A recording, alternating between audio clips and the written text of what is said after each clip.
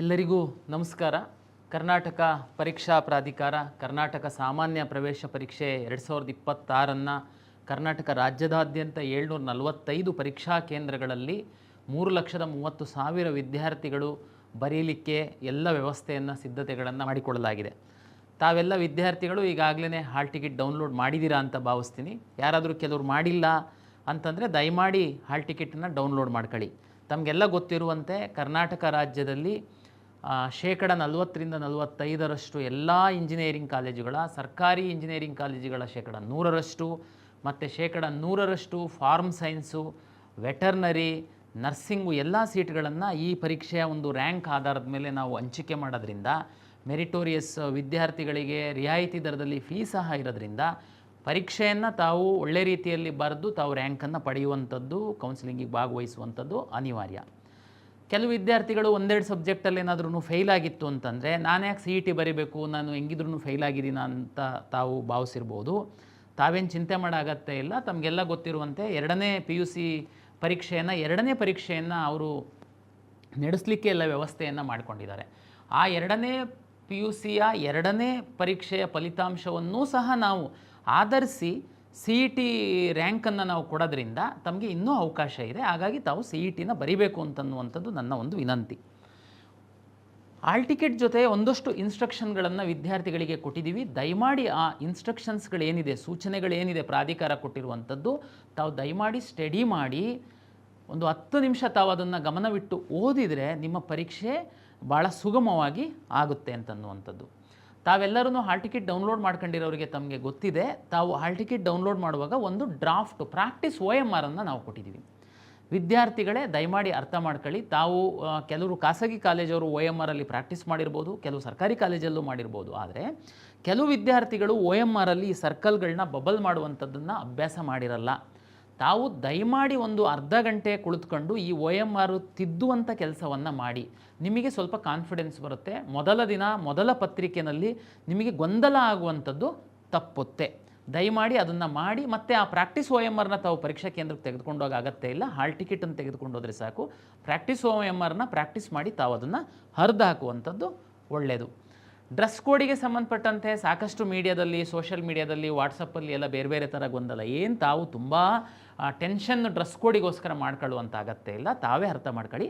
ಪಾರದರ್ಶಕವಾಗಿ ಪರೀಕ್ಷೆ ನಡೆಸಲಿಕ್ಕೆ ನಾವು ಕೆಲವೊಂದು ಡ್ರೆಸ್ ಕೋಡ್ಗಳನ್ನು, ಅಂದರೆ ಫುಲ್ ಧೂಳಿರುವಂಥ ಶರ್ಟು ಬೇಡ, ಇಡೀ ಮೈ ಕವರ್ ಆಗುವಂಥದ್ದು, ಕಿವಿ ಎಲ್ಲ ಮುಚ್ಕೊಂಡು ತಾವು ಪರೀಕ್ಷೆಗೆ ಬರುವಂಥದ್ದು ಬೇಡ, ಲೆದರ್ ಶೂ, ತುಂಬ ದೊಡ್ಡದಾಗಿ ಶೂ ಹಾಕುವಂಥ, ಅಂದರೆ ತಾವು ಹೇಳಿ, ಅಂದರೆ ಎಲ್ಲೆಲ್ಲಿ ಏನಾದ್ರೂ ಮಾಲ್ ಪ್ರಾಕ್ಟೀಸ್ ಮಾಡಲಿಕ್ಕೆ ಸಾಧ್ಯ ಆಗ್ಬೋದು, ಚೀಟಿ ಮತ್ತೇನಾದರೂ ಎಲೆಕ್ಟ್ರಾನಿಕ್ ಡಿವೈಸಸ್ ಏನಾದರೂ ಇಟ್ಕೊಂಡು ಹೋಗ್ಬೋದಾ ಅನ್ನುವಂಥದ್ದಕ್ಕೆ ಡ್ರೆಸ್ ಕೋಡ್ ಅಷ್ಟೇ. ಅದಕ್ಕೋಸ್ಕರ ನೀವು ತುಂಬ ಟೆನ್ಷನ್ ಮಾಡ್ಕೊಂಡು ಡ್ರೆಸ್ ಕೋಡಿಗೋಸ್ಕರ ನೀವು ಪರೀಕ್ಷೆನ ಗೊಂದಲದಲ್ಲಿ ಬರೆಯುವಂಥ ಅಗತ್ಯ ಇಲ್ಲ. ತಾವು ಸಿಂಪಲ್ಲಾಗಿ ಸಾದಾ ಸೇದುವಾಗಿ ತಾವು ಹೋಗಿ ಪರೀಕ್ಷೆ ಧೈರ್ಯವಾಗಿ ಬರೀರಿ. ಏನು ಡ್ರೆಸ್ ಹಾಕ್ಕೊಂಡು ಹೋಗ್ಬೋದು, ಏನು ಹಾಕ್ಕೊಂಡು ಹೋಗ್ಬಾರ್ದು ಅನ್ನುವಂಥದ್ದು ನಾನು ತಮಗೆ ವಾಟ್ಸಪ್ಪಲ್ಲಿ ಕಳಿಸಿದ್ದೀನಿ. ಒಮ್ಮೆ ತಾವು ನೋಡ್ಕೊಳ್ಳಿ. ತುಂಬ ಕಠಿಣವಾಗಿರುವಂಥದ್ದೇನಲ್ಲ. ದಯಮಾಡಿ ಪಾರದರ್ಶಕವಾಗಿ ಪರೀಕ್ಷೆಯನ್ನು ನಡೆಸಲಿಕ್ಕೆ ಈ ಡ್ರೆಸ್ ಕೋಡನ್ನು ಪಾಲನೆ ಮಾಡುವಂಥದ್ದಕ್ಕೆ ಸಹಕರಿಸಿ ಅಂತ ಎಲ್ಲ ವಿದ್ಯಾರ್ಥಿಗಳಿಗೆ ಹಾಗೂ ಪೋಷಕರಿಗೆ ನಾನು ವಿನಂತಿಯನ್ನು ಮಾಡಿಕೊಳ್ತೀನಿ. ಜೊತೆಗೆ ಪರೀಕ್ಷಾ ಕೇಂದ್ರದಲ್ಲಿ ತಾವು ಹಾಲ್ ಟಿಕೆಟ್ ಜೊತೆಯಲ್ಲಿ ಏನು ಫೋಟೋ ಇದೆ ಅಲ್ಲೊಂದು QR ಕೋಡ್ ಸಹ ಇದೆ. ಆ QR ಕೋಡನ್ನು ನಮ್ಮ ವಾಲಂಟಿಯರ್ಸು ತಾವು ಪರೀಕ್ಷಾ ಕೇಂದ್ರಕ್ಕೆ ಬಂದಾಗ ಸ್ಕ್ಯಾನ್ ಮಾಡ್ತಾರೆ. ಸ್ಕ್ಯಾನ್ ಮಾಡಿದಾಗ ತಾವು ಪರೀಕ್ಷೆಗೆ ಅರ್ಜಿ ಹಾಕುವಂಥ ಸಂದರ್ಭದಲ್ಲಿ ಅಪ್ಲೋಡ್ ಮಾಡಿರುವಂತಹ ಫೋಟೋ ಅವರ ವಾಲಂಟಿಯರ್ಸ್ ಮೊಬೈಲಲ್ಲಿ ಬರುತ್ತೆ. ನೀವು ಯಾರು ಬಂದಿದ್ದೀರಾ ನಿಮ್ಮದು ಲೈವ್ ಫೋಟೋನ ಕ್ಯಾಪ್ಚರ್ ಮಾಡ್ತಾರೆ. ಎರಡೂ ಹೊಂದಾಣಿಕೆ ಆದಮೇಲೆ ಒಳಗಡೆ ನಿಮ್ಮನ್ನು ಬಿಡ್ತಾರೆ. 100% ಪರೀಕ್ಷೆ ಯಾರು ಅರ್ಜಿ ಹಾಕಿದ್ದಾರೆ ಅದೇ ವಿದ್ಯಾರ್ಥಿಗಳು ಬಂದು ಪರೀಕ್ಷೆಯನ್ನು ಬರೀಬೇಕು. ಯಾವುದೇ ರೀತಿ ಬದಲಿ ಅಭ್ಯರ್ಥಿಗಳು ಬರಬಾರ್ದು ಅನ್ನುವಂಥ ಒಂದು ಕಠಿಣ ನಿರ್ಧಾರಕ್ಕೋಸ್ಕರ ನಾವು ವ್ಯವಸ್ಥೆ ಮಾಡಿದ್ವಿ. ಅದಕ್ಕೆ ನೀವು ಕೊನೆಯ ಮೂಮೆಂಟಲ್ಲಿ ಪರೀಕ್ಷಾ ಕೇಂದ್ರಕ್ಕೆ ಬಂದು ಇದು ತುಂಬ ಗೊಂದಲ ಆಗೋದಕ್ಕಿಂತ ಸ್ವಲ್ಪ ಬೇಗ ಪರೀಕ್ಷಾ ಕೇಂದ್ರಕ್ಕೆ ಬನ್ನಿ. ಮತ್ತು ಹಾಲ್ ಟಿಕೆಟಲ್ಲಿ ಪರೀಕ್ಷಾ ಕೇಂದ್ರದ ವಿಳಾಸವನ್ನು ನೋಡ್ಕೊಳ್ಳಿ. ಕೆಲವೊಮ್ಮೆ ಏನಾಗುತ್ತೆ, ಸರ್ಕಾರಿ ಪದವಿ ಪೂರ್ವ ಕಾಲೇಜೇ ಹೆಸರಿರುತ್ತೆ, ಅದರಲ್ಲಿ ಮುಂದ್ಗಡೆ ಬ್ಲಾಕ್ ಬೇರೆ ಬೇರೆ ಇರುತ್ತೆ. ತಾವು ಅದನ್ನು ಸ್ವಲ್ಪ ನೋಡ್ಕೊಳ್ಳಿ. ಮೊದಲ ದಿವಸ ತಾವು ಖಂಡಿತ ಬೇಗ ಹೋಗಿ, ಆವಾಗ ನಿಮಗೆ ಟೆನ್ಷನ್ ಆಗುವಂಥ ತಪ್ಪುತ್ತೆ. ಅದು ಎಲ್ಲ ವಿದ್ಯಾರ್ಥಿ ಮತ್ತು ಪೋಷಕರಿಗೆ ನನ್ನ ಒಂದು ವಿನಂತಿ. ಫುಡ್ಡು, ವಾಟ್ರ್ ಬಾಟ್ಲಿ ಬೇರೆ ಯಾವುದು ನಾವು ಒಳಗಡೆ ತಗೊಂಡು ಬರಬೇಡಿ ಅಂತ ಹೇಳಿದ್ದೀವಿ. ಕುಡಿಯೋ ನೀರಿನ ವ್ಯವಸ್ಥೆಯನ್ನು ನಾವೇ ಪರೀಕ್ಷಾ ಕೇಂದ್ರದಲ್ಲಿ ವ್ಯವಸ್ಥೆ ಮಾಡಿದ್ದೀವಿ. ಮಕ್ಕಳಿಗೆ ಯಾರಾದರೂ ನೀರು ಬೇಕು ಅಂತಂದರೆ ಅವರು ನಿಮ್ಮ ಪರೀಕ್ಷೆ ಬರೆಯುವಂಥ ಸ್ಥಳಕ್ಕೆ ತೆಗೆದುಕೊಂಡು ಬರ್ತಾರೆ. ಹಾಗಾಗಿ ಎಕ್ಸ್ಟ್ರಾ ಲಗೇಜನ್ನು ತಗೊಂಡು ಒಳಗಡೆ ಹೋಗೋದಕ್ಕೆ ಹೋಗಬೇಡಿ. ಬೇರೆ ನಿಮ್ಮ ಬಿಲಾಂಗಿಂಗ್ಸು, ಯಾವುದಾದ್ರೂ ಕಾಸ್ಟ್ಲಿ ಬ್ಯಾಗು, ಮೊಬೈಲು ಅಂಥದ್ದೆಲ್ಲದನ್ನು ತರಲಿಕ್ಕೆ ಹೋಗಬೇಡಿ. ಯಾಕೆಂದರೆ ಅದಕ್ಕೋಸ್ಕರ ನಾವು ಯಾವುದೇ ಕ್ಲಾಕ್ ರೂಮ್ ವಿಶೇಷವಾಗಿ ಭದ್ರತೆಯನ್ನು ಒದಗಿಸ್ಲಿಕ್ಕೆ ಯಾವುದು ವ್ಯವಸ್ಥೆ ಮಾಡಿರಲ್ಲ. ಪೇರೆಂಟ್ಸ್ ಬಂದರೆ ದಯಮಾಡಿ ಹೊರಗಡೆ ಪೇರೆಂಟ್ಸ್ ಹತ್ರ ಕೊಟ್ಟು ಒಳಗಡೆ ಬಂದು ಪರೀಕ್ಷೆಯನ್ನು ಬರೀರಿ. ಮತ್ತೆ ನಾನು ವಿನಂತಿ ಮಾಡಿಕೊಳ್ಳುವಂಥದ್ದು, ನಾವು ಈ ಎಲ್ಲ ನಿರ್ಧಾರಗಳೇನಿದೆ, ಡ್ರೆಸ್ ಕೋಡ್ ಇರ್ಬೋದು, ಫೇಶಿಯಲ್ ಆಪ್ ಇರ್ಬೋದು, ಇದೆಲ್ಲದೂ ವಿದ್ಯಾರ್ಥಿಗಳು ಯಾರು ಕಷ್ಟಪಟ್ಟು ಓದಿದ್ದಾರೆ ಅವರಿಗೆ ಒಂದು ಒಳ್ಳೆ ರೀತಿ ಪರೀಕ್ಷೆ ಆಗಬೇಕು ಅಂತ ಮಾಡಿರುವಂಥ ನಿಯಮನೇ ಹೊರತು ಯಾರಿಗೆ ಒಂದು ತೊಂದರೆ ಆಗಬೇಕು ಅಂತ ಮಾಡಿರುವಂಥದ್ದಲ್ಲ. ಹಾಗಾಗಿ ಎಲ್ಲ ಪೋಷಕರು ಮತ್ತು ವಿದ್ಯಾರ್ಥಿಗಳು ಇದನ್ನು ಅರ್ಥ ಮಾಡ್ಕೊಂಡು ನಮಗೆ ಸಹಕರಿಸ್ತೀರಾ ಅಂತ ನಾನು ಭಾವಿಸಿದ್ದೀನಿ. ಪರೀಕ್ಷೆ ಪಾರದರ್ಶಕವಾಗಿ ಆಗಲಿಕ್ಕೆ ತಮಗೆಲ್ಲ ಗೊತ್ತಿದೆ, CC ಕ್ಯಾಮ್ರಾಗಳು ಎಲ್ಲ ಕ್ಲಾಸ್ ರೂಮಲ್ಲಿ ನಾವು ಅಳವಡಿಸಿರ್ತೀವಿ. ಆಯ್ದ ಕೇಂದ್ರಗಳಲ್ಲಿ ಜಾಮರ್ಗಳನ್ನ ಸಹ ನಾವು ಅಳವಡಿಸಿರ್ತೀವಿ. ಪರೀಕ್ಷೆ ದಿವಸ ತಾವು ಮೊದಲು 4 ಪತ್ರಿಕೆಗಳು ಇರುತ್ತೆ. ಕೆಲವರು ಬಯಾಲಜಿನ ಬರಿದೇ ಇರ್ಬೋದು, ಇಂಜಿನಿಯರಿಂಗಿಗೋಸ್ಕರ PCM ಬರಿಬೋದು. ವಿದ್ಯಾರ್ಥಿಗಳಿಗೆ ನಾನು ಹೇಳುವಂಥದ್ದು, ಮೊದಲ ಪತ್ರಿಕೆ ನಾವು ಎಲ್ಲ ಸಿಲೆಬಸ್ಸನ್ನು ತಾವು ವೆಬ್ಸೈಟಲ್ಲಿ ಪಬ್ಲಿಷ್ ಮಾಡಿದ್ದೀವಿ. ಸಿಲೆಬಸ್ ಆಧಾರದ ಮೇಲೇ ನಿಮಗೆ ಪ್ರಶ್ನೆ ಪತ್ರಿಕೆ ಬಂದಿರುತ್ತೆ. ಆದ್ರೂ ವಿದ್ಯಾರ್ಥಿಗಳಿಗೆ ನಾನು ಒಂದು ತಿಳಿ ಹೇಳುವಂಥದ್ದು ಏನು ಅಂತಂದರೆ, ತಾವು ಗೊಂದಲಕ್ಕೊಳಗಾಗಬೇಡಿ. ಉದಾಹರಣೆಗೆ ಮೊದಲನೇ ದಿನ ಪತ್ರಿಕೆ ಸ್ವಲ್ಪ ಕಷ್ಟ ಇದ್ದಿರ್ಬೋದು, ನೀವೇನು ಚಿಂತೆ ಮಾಡೋದಕ್ಕೆ ಹೋಗಬೇಡಿ. ಇನ್ನೂ 3 ಪತ್ರಿಕೆ ಇರುತ್ತೆ. 2ನೇ ಪತ್ರಿಕೆ ಸಹ ಸ್ವಲ್ಪ ಕಷ್ಟ ಇದ್ದಿರ್ಬೋದು. ಆರಂಭದಲ್ಲಿ ಪರೀಕ್ಷೆ ಬರೆಯುವಾಗ ತಮಗೆ ಕಷ್ಟ ಆಗ್ಬೋದು. ಯಾವುದೋ ಒಂದು ಆರಂಭದ್ದು ನಾವು ಬೇರೆ ಬೇರೆ ಸೀರೀಸ್ ಮಾಡಿರೋದ್ರಿಂದ ಆರಂಭದ್ದು ಪ್ರಶ್ನೆಗಳೇ ನಿಮಗೆ ಕಷ್ಟ ಅನಿಸ್ಬೋದು. ಹಂಗಂತಿದ್ದಂಗೆ ನೀವು ಟೆನ್ಷನ್ನು ಗೊಂದಲ ಮಾಡ್ಕೊಂಡ್ರೆ ಉಳಿದ ಪ್ರಶ್ನೆಗಳೂ ನಿಮಗೆ ಗೊಂದಲ ಆಗುತ್ತೆ. ಯಾಕೆಂದರೆ ತಮಗೆಲ್ಲ ಗೊತ್ತಿದೆ, PUCಯ 50% ಮಾರ್ಕ್ಸು, CETಯ 50% ಮಾರ್ಕ್ಸನ್ನು ತಗೊಂಡು ನಾವು CET ರ್ಯಾಂಕ್ ಕೊಡುವಂಥದ್ದು. ಹಾಗಾಗಿ ನೀವು ಕಾನ್ಫಿಡೆಂಟಾಗಿ ಎಕ್ಸಾಮ್ ಬರೀರಿ.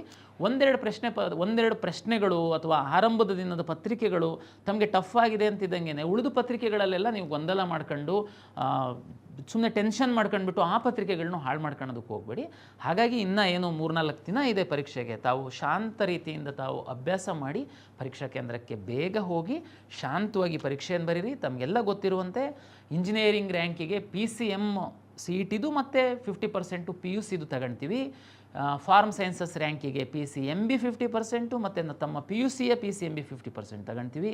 ವೆಟರ್ನರಿಗೆ ಈ CETದು PCB ಮಾತ್ರ ತಗೊಳ್ತೀವಿ. ಹಾಗಾಗಿ ಎಲ್ಲ 50% ತಗೊಳೋದ್ರಿಂದ ನೀವು ಯಾವುದೋ ಒಂದು ಪತ್ರಿಕೆ ಸ್ವಲ್ಪ ಡಲ್ ಆಯಿತು ಅಂತ ಚಿಂತೆ ಮಾಡೋಕ್ಕೆ ಹೋಗಬೇಡಿ. ವಿಶೇಷವಾಗಿ ಪರೀಕ್ಷೆ ದಿನ ಪರೀಕ್ಷಾ ಕೇಂದ್ರದೊಳಗಡೆ ನಿಮಗೆ ಕಿವಿ ಮಾತು ಹೇಳುವಂಥದ್ದೇನು ಅಂತಂದರೆ, OMRಗೆ ಸಂಬಂಧಪಟ್ಟಂತೆ ನಾವು OMR ತಮಗೆ ಪ್ರಾಕ್ಟೀಸ್ ಮಾಡಲಿಕ್ಕೆ ಕೊಟ್ಟಿದ್ದೀವಿ. ಜೊತೆಗೆ ಈಗ ನಿಮಗೆ ರಿಯಲ್ OMR ಪರೀಕ್ಷಾ ಕೇಂದ್ರದಲ್ಲಿ ಕ್ವಶನ್ ಪೇಪರ್ ಕೊಡೋದಕ್ಕಿಂತ ಮೊದಲು ನಿಮಗೆ OMR ಪತ್ರಿಕೆಯನ್ನು ಕೊಡ್ತಾರೆ. ಮೊದಲು ದಿನ ವಿದ್ಯಾರ್ಥಿಗಳು ಸ್ವಲ್ಪ ಗೊಂದಲದಲ್ಲಿ ಸಾಕಷ್ಟು ತಪ್ಪು ಮಾಡ್ತಾರೆ. ಅದನ್ನು ತಪ್ಪು ಮಾಡಬೇಡಿ. ನಿಮಗೆ ಆರಂಭದಲ್ಲಿ ಬೇಗ ಕೊಡೋದ್ರಿಂದ ನೋಡಿ, ನಿಮಗೆ 4 ಕಾಲಮ್ಗಳು ಮಾತ್ರ ಪ್ರಶ್ನೆ ಪತ್ರಿಕೆ ಬರೋದ್ರೊಳಗಡೆ ತುಂಬಿಸುವಂಥದ್ದು. ಅಂದರೆ ಪ್ರಶ್ನೆ ಪತ್ರಿಕೆ ಅಧಿಕೃತವನ್ನು ಶುರು ಮಾಡೋದಕ್ಕಿಂತ ಮೊದಲು ತುಂಬಿಸುವಂಥದ್ದು. ದಯಮಾಡಿ ನಾವು OMR ಪತ್ರಿಕೆಯಲ್ಲಿ ತಪ್ಪಿಲ್ಲದೇನೆ ತಮ್ಮ ಹೆಸರನ್ನು ಬರಿಬೇಕು. ಜೊತೆಗೆ CET ಸಂಖ್ಯೆ ಏನು 9 ನಂಬರ್ನ ಒಂದು CET ಸಂಖ್ಯೆ ಇದೆ, ಅದನ್ನು ತಾವು ದಯಮಾಡಿ ಬರಿಬೇಕು. ಮತ್ತು ಪ್ರಶ್ನೆ ಪತ್ರಿಕೆಯಲ್ಲಿ ವರ್ಷನ್ ಕೋಡು ತಮಗೆಲ್ಲ ಗೊತ್ತಿದೆ. A1, B1, C1 ಮತ್ತು A2, A3 ಈ ಥರ ವರ್ಷನ್ ಕೋಡ್ಗಳನ್ನ ಬೇರೆ ಮಾಡಿರುತ್ತೆ. ತಮಗೆಲ್ಲ ಗೊತ್ತು. ಕ್ವಶನ್ ಮತ್ತು ಆನ್ಸರ್ ಎಲ್ಲ ಜಂಬ್ಲಿಂಗ್ ಆಗಿರುತ್ತೆ, ಯಾರು ಕಾಪಿ ಮಾಡಲಿಕ್ಕಾಗಲ್ಲ. ಹಿಂದೆ ಹಂಗೆ ಏನಾದರೂ ಹಿಂದಿನವನು ಮುಂದಿನ ನೋಡ್ಬಿಟ್ಟು ಅವನು ಕ್ವಶನ್ ನಂಬರ್ 1ಗೆ B ಹಾಕಿದ್ದಾನೆ, ನಾನು B ಹಾಕೋಣ ಅಂತಂದರೆ ಅದು ಅವ್ನು ಕ್ವಶನ್ ಓದಾಗಿರಲ್ಲ, ಆನ್ಸರ್ ಓದಾಗಿರಲ್ಲ. ದಯಮಾಡಿ ಹಾಗಾಗಿ ಹಿಂದೆ ಮುಂದೆ ನೋಡಿ ಬರೆಯುವಂಥದ್ದು ಯಾರಾದರೂ ಸಣ್ಣ ಪುಟ್ಟ ಮನಸ್ಸೇನಾದರೂ ಇದ್ದರೆ ದಯಮಾಡಿ ಕೈ ಬಿಟ್ಬಿಡಿ. ನಾವು ಜಂಬ್ಲಿಂಗ್ ಮಾಡಿರ್ತೀವಿ. ಅದಕ್ಕೇ ಈ ಪ್ರಶ್ನೆ ಪತ್ರಿಕೆಯಲ್ಲಿ ವರ್ಷನ್ ಕೋಡ್ ಅಂತ ನಾವು ಬರುವಂಥದ್ದು. ಹಾಗಾಗಿ ಈ ವರ್ಷನ್ ಕೋಡನ್ನು ಕರೆಕ್ಟ್ ತುಂಬಿಸ್ಬೇಕು. ಯಾಕೆ ಅಂತಂದರೆ ನಿಮ್ಮದು ವ್ಯಾಲ್ಯೂಯೇಷನ್ ನಾವು ಮಾಡುವಂಥ ಸಂದರ್ಭದಲ್ಲಿ ವರ್ಷನ್ ಕೋಡ್ ಆಧಾರದ ಮೇಲೆ ನಾವು ಮ್ಯಾಪಿಂಗ್ ಮಾಡೋದ್ರಿಂದ ವರ್ಷನ್ ಕೋಡು ಮತ್ತು ಪ್ರಶ್ನೆ ಪತ್ರಿಕೆಯ ಕ್ರಮ ಸಂಖ್ಯೆಯನ್ನು ತಾವು ಬರಿಬೇಕಾಗುತ್ತೆ. ಇಷ್ಟನ್ನು 60 ಪ್ರಶ್ನೆಗಳ ಪ್ರಶ್ನೆ ಪತ್ರಿಕೆಯನ್ನು ತಾವು ಓಪನ್ ಮಾಡಿ ಆನ್ಸರ್ ಮಾಡೋದಕ್ಕೆ ಪೂರ್ವದಲ್ಲಿ ಈ 4 ಕಾಲಮ್ಗಳು ಸ್ಪಷ್ಟವಾಗಿ ತಾವು ತುಂಬಬೇಕು ಅಂತನ್ನುವಂಥದ್ದು ನನ್ನ ವಿನಂತಿ. ಮತ್ತು OMR ಕ್ರಮ ಸಂಖ್ಯೆ ಮತ್ತು ಪ್ರಶ್ನೆ ಪತ್ರಿಕೆ ಕ್ರಮ ಸಂಖ್ಯೆ ಒಂದೇ ಇರ್ಬೋದು, ಇರದೇನೂ ಇರ್ಬೋದು, ಅದಕ್ಕೇನು ಚಿಂತೆ ಮಾಡಬೇಡಿ. ಪ್ರಶ್ನೆ ಪತ್ರಿಕೆಯ ಕ್ರಮ ಸಂಖ್ಯೆ ಮತ್ತು ಈ ವರ್ಷನ್ ಕೋಡು ಮತ್ತು ತಮ್ಮ CET ನಂಬರ್ನ ತಾವು OMRಲ್ಲಿ ಸ್ಪಷ್ಟವಾಗಿ ತುಂಬುವಂಥದ್ದು ಬಹಳ ಮುಖ್ಯ. ಕೊನೆಗೆ ಲಾಸ್ಟಿಗೆ ಸಹಿ ಮಾಡುವಂಥದ್ದು ಬಹಳ ಮುಖ್ಯ. ತಾವು ದಯಮಾಡಿ ಇದನ್ನು ಮಾಡಬೇಕು, ತಪ್ಪಿಲ್ಲದೆ ಸಮಾಧಾನವಾಗಿ ಮಾಡಬೇಕು ಅಂತೇಳಿ ನನ್ನ ಒಂದು ವಿನಂತಿ. ಇದು ತಮಗೆಲ್ಲ ಮತ್ತೆ ತಮಗೆಲ್ಲ ಗೊತ್ತಿದೆ OMR ನಿಮಗೆ ಒಂದು ಕಾರ್ಬನ್ ಕಾಪಿ ನಾವು ಕೊಡ್ತೀವಿ. ಆದರೆ ನಿಮ್ಮ ಫ್ರೆಂಡ್ಸ್ದು ಆ ಪರೀಕ್ಷಾ ಕೇಂದ್ರದಲ್ಲಿ ಬೇರೆ ಬೇರೆಯವ್ರದ್ದೆಲ್ಲ ಏನು ನಿಮಗೆ ಸಿಕ್ಕಿರಲ್ಲ. ನಾವು ಪಾರದರ್ಶಕತೆಯ ಭಾಗವಾಗಿ CET ಪರೀಕ್ಷೆಯಲ್ಲಿ ಸಹ 3,30,000 ವಿದ್ಯಾರ್ಥಿಗಳು ಏನು ಬರೀತಾ ಇದ್ದಾರೆ, 745 ಪರೀಕ್ಷಾ ಕೇಂದ್ರಗಳಲ್ಲಿ ರಾಜ್ಯಾದ್ಯಂತ ಬರೀತಾ ಇದ್ದಾರೆ. ಪ್ರತಿ ಪರೀಕ್ಷಾ ಕೇಂದ್ರವಾರು ಎಷ್ಟು ವಿದ್ಯಾರ್ಥಿಗಳು ಪರೀಕ್ಷೆಯನ್ನು ಬರೆದಿದ್ದಾರೆ ಅಷ್ಟು ವಿದ್ಯಾರ್ಥಿಗಳ OMRನ ನಾವು ಕರ್ನಾಟಕ ಪರೀಕ್ಷಾ ಪ್ರಾಧಿಕಾರದ ವೆಬ್ಸೈಟಲ್ಲಿ ಅಪ್ಲೋಡ್ ಮಾಡ್ತೀವಿ. ಹಾಗಾಗಿ ತಾವು ಪಾರದರ್ಶಕವಾಗಿ ಪರೀಕ್ಷೆ ನಡೆಯುವ ಭಾಗವಾಗಿ ಅಪ್ಲೋಡ್ ಮಾಡುವಂಥದ್ದು. ಮತ್ತು ತಮಗೆಲ್ಲ ಗೊತ್ತಿದೆ, ಕೆಲವರಿಗೆ ಒಂದು ಕಾನ್ಫಿಡೆನ್ಸ್ ಇರಲ್ಲ. ಈ ಕಾಂಪಿಟೇಟಿವ್ ಎಕ್ಸಾಮ್ಸಲ್ಲಿ ಏನಾಗುತ್ತೆ, ನೆಗೆಟಿವ್ ವ್ಯಾಲ್ಯೂಯೇಷನ್ ಇರುತ್ತೆ. ಹಾಗಾಗಿ ಸ್ವಲ್ಪ ಡೌಟ್ ಇತ್ತು ಅಂತಂದರೆ ಅವ್ರು ಹಾಕ್ಲಿಕ್ಕೆ ಹೋಗಲ್ಲ, ಯಾಕೆಂದರೆ ನೆಗೆಟಿವ್ ವ್ಯಾಲ್ಯೂಯೇಷನ್ ಇರುತ್ತೆ ಅಂತ. CETನಲ್ಲಿ ತಮಗೆ ಗೊತ್ತಿದೆ ನೆಗೆಟಿವ್ ವ್ಯಾಲ್ಯೂಯೇಷನ್ ಇರಲ್ಲ. 60 ಕ್ವಶನ್ಸಿಗೆ ತಮಗೇನಾದರೂ ಡೌಟ್ ಇತ್ತು ಅಂತಂದ್ರೂ ತಾವು ನಾರ್ಮಲಿ ಹಾಕ್ತೀರಾ, ಬಟ್ ನೆಗೆಟಿವ್ ವ್ಯಾಲ್ಯೂಯೇಷನ್ ಇರಲ್ಲ ಅನ್ನುವಂಥದ್ದು ತಮಗೆ ನಾನು ತಿಳಿಸ್ಲಿಕ್ಕೆ ಇಚ್ಛೆಪಡ್ತೀನಿ. ಇದು 23 ಮತ್ತು 24 ಪರೀಕ್ಷೆ ಏನು ನಾವು ಕಂಡಕ್ಟ್ ಮಾಡ್ತಾ ಇದ್ದೀವಿ, ತಾವೆಲ್ಲರಿಗೂ ಶುಭವಾಗಲಿ, ಒಳ್ಳೆ ರೀತಿಯಲ್ಲಿ ತಾವು ಪರೀಕ್ಷೆಯನ್ನು ಬರೀರಿ ಅಂತನ್ನುವಂಥದ್ದು ನನ್ನ ಒಂದು ವಿನಂತಿ. ಜೊತೆಗೆ ನನಗೆ ಕೆಲವು ದೂರವಾಣಿ ಕರೆಗಳು ಬರ್ತಾ ಇದೆ. ಸರ್, ನಾವು ಅಗ್ರಿಕಲ್ಚರ್ ಪ್ರಾಕ್ಟಿಕಲ್ ಎಕ್ಸಾಮಿಗೆ ಅರ್ಜಿ ಹಾಕುವಾಗ ನಾನು ಹಾಕಿರಲಿಲ್ಲ. ಆ್ಯಕ್ಚುಲಿ ನಾನು ಅಗ್ರಿಕಲ್ಚರ್ ಇದ್ದೀನಿ, ನಮ್ಮ ತಂದೆದು ಜಮೀನಿದೆ, ಈಗ ಹಾಕಬೇಕು. ನೋಡಿ, 23, 24ಕ್ಕೆ ಪರೀಕ್ಷೆ ಇದೆ. ದಯಮಾಡಿ ನೀವು ಈಗ ಅರ್ಜಿನಲ್ಲಿ ನಾನು ಅದು ಹಾಕಿಲ್ಲ ಇದು ಹಾಕಿಲ್ಲ ಅಂತ ಟೆನ್ಷನ್ ಮಾಡ್ಕೊಂಡು ಹೋದರೆ ಪರೀಕ್ಷೆ ಮೇಲೆ ಪರಿಣಾಮ ಬೀಳುತ್ತೆ. ಪೋಷಕರು ವಿದ್ಯಾರ್ಥಿಗಳಿಗೆ ನನ್ನ ವಿನಂತಿ, ತಾವು ದಯಮಾಡಿ ಯಾವುದು ಹಾಕಿಲ್ಲ ಹಾಕಿದ್ದೀವಿ ಚಿಂತೆ ಮಾಡೋದಕ್ಕೆ ಹೋಗಬೇಡಿ. 23, 24ರದ ಆಲ್ ಟಿಕೆಟ್ ತಗೊಂಡು ಪರೀಕ್ಷೆಯನ್ನು ಬರೀರಿ. 24ನೇ ತಾರೀಕು ಸಂಜೆನೇ ನಾನು ಎಡಿಟ್ ಆಪ್ಷನನ್ನು ಬಿಡ್ತೀನಿ.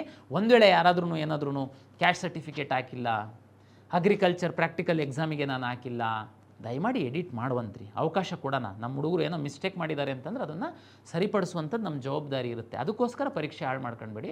ದಯಮಾಡಿ 24ನೇ ತಾರೀಕು ಸಂಜೆನೇ ನಾನು ಎಡಿಟ್ ಆಪ್ಷನ್ ಕೊಡ್ತೀನಿ. ಈಗ ತಾವು ಫೋನ್ ಮಾಡೋದು, ಅಲ್ಲಿ ಇಲ್ಲಿ ಓಡಾಡೋದು, ಅದು ಇದು ಏನು ನೋಡೋಕ್ಕೆ ಹೋಗಬೇಡಿ. ಪರೀಕ್ಷೆಗೆ ಸಿದ್ಧತೆಯನ್ನು ಮಾಡಿಕೊಳ್ಳಿ. ಪರೀಕ್ಷೆ ನಂತರದ್ದು ದಿನಗಳದ್ದು ನಾನು ಹೇಳ್ತೀನಿ. ಏನಿವೆ ವಿಶೇಷ ಕೆಟಗರಿ ವಿದ್ಯಾರ್ಥಿಗಳಿಗೆ ನಾವು 3ನೇ ತಾರೀಕು ನೀಟ್ ಎಕ್ಸಾಮ್ ಆಗ್ತಿದ್ದಂಗೆ 4ನೇ ತಾರೀಕಿಂದ ನಾವು ಕರ್ನಾಟಕ ಪರೀಕ್ಷಾ ಪ್ರಾಧಿಕಾರದಲ್ಲಿ ದಾಖಲೆ ಪರಿಶೀಲನೆ ಮಾಡುವಂಥದ್ದಕ್ಕೆ ಸಹ ನಾವು ವ್ಯವಸ್ಥೆಯನ್ನು ಮಾಡಿಕೊಳ್ತಾ ಇದ್ದೀವಿ. ಅದನ್ನು ನಾವು ಟೈಮ್ ಟೇಬಲನ್ನು ಪಬ್ಲಿಷ್ ಮಾಡ್ತೀವಿ. ಸದ್ಯಕ್ಕೆ ವಿದ್ಯಾರ್ಥಿಗಳೇ, ಪೋಷಕರೇ, ತಮ್ಮ ಒಂದು ಗುರಿ, ಮನಸ್ಸು, ನಿರ್ಧಾರ ಎಲ್ಲದೂ ಒಳ್ಳೆ ರೀತಿಯಲ್ಲಿ ಪರೀಕ್ಷೆ ಆಗಬೇಕು ಅನ್ನೋದ್ರ ಕಡೆ ನಿಮ್ಮ ಫೋಕಸ್ ಇರಲಿ. ತಮಗೆ ಶುಭವಾಗಲಿ. ಒಳ್ಳೆ ರೀತಿ ಪರೀಕ್ಷೆ ನಡೆಸಲಿಕ್ಕೆ, ಪಾರದರ್ಶಕವಾಗಿ ಪರೀಕ್ಷೆ ನಡೆಸಲಿಕ್ಕೆ ಪ್ರಾಧಿಕಾರ ಸಕಲ ಸಿದ್ಧತೆಯನ್ನು ನಡೆಸ್ಕೊಂಡಿದೆ. ಇದು ಸಹಕಾರ ಆಗಬೇಕು ಅಂತಂದರೆ ಎಲ್ಲ ಪೋಷಕರ ವಿದ್ಯಾರ್ಥಿಗಳ ಸಹಕಾರ ಬೇಕು. ತಾವು ಖಂಡಿತ ಸಹಕಾರ ನೀಡ್ತೀರಾ. ನಿಮ್ಮ ಒಂದು ವಿದ್ಯಾರ್ಥಿಗಳಿಗೆ ಒಳ್ಳೆ ರ್ಯಾಂಕ್ ಬಂದು ಒಳ್ಳೆ ಕಾಲೇಜುಗಳಲ್ಲಿ ಸೀಟ್ ಸಿಕ್ಕಲಿ ಅಂತ ಮತ್ತೊಮ್ಮೆ ಎಲ್ಲ ವಿದ್ಯಾರ್ಥಿಗಳಿಗೆ ಕರ್ನಾಟಕ ಪರೀಕ್ಷಾ ಪ್ರಾಧಿಕಾರದಿಂದ ಶುಭವನ್ನು ನಾನು ಕೋರ್ತೀನಿ. ನಮಸ್ಕಾರ.